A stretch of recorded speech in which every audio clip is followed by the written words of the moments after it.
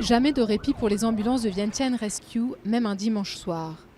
Rue mal éclairée, peu de contrôles de police, conduite sans permis et en état d'ivresse, la capitale laotienne est l'une des plus dangereuses de la région.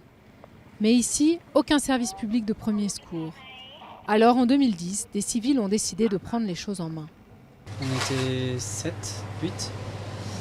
Et puis c'était des volontaires que j'ai rencontrés un jour un peu par hasard.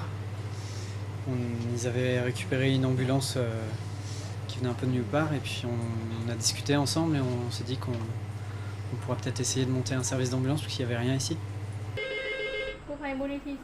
Aujourd'hui, Vientiane Rescue réalise 20 à 30 interventions par jour grâce à ses 8 ambulances. Des véhicules donnés puis transformés ou de vieilles ambulances offertes par le Japon. Si l'association est indispensable, elle doit sans cesse lutter pour trouver des fonds.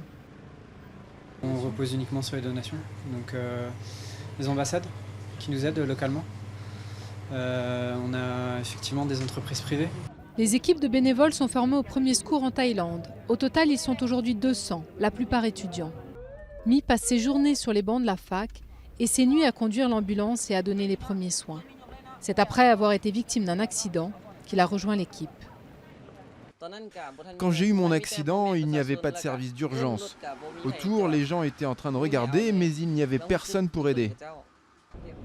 Le Laos, petit pays communiste coincé entre la Thaïlande, le Vietnam et la Chine, a abandonné la gratuité des soins dans les années 90. Il ne consacre que 0,5% de son PIB à la santé publique, l'un des taux les plus bas au monde. Le pays manque d'équipements et de médecins qualifiés, alors que le nombre d'accidents dans Vientiane a encore bondi de près de 30% l'an passé.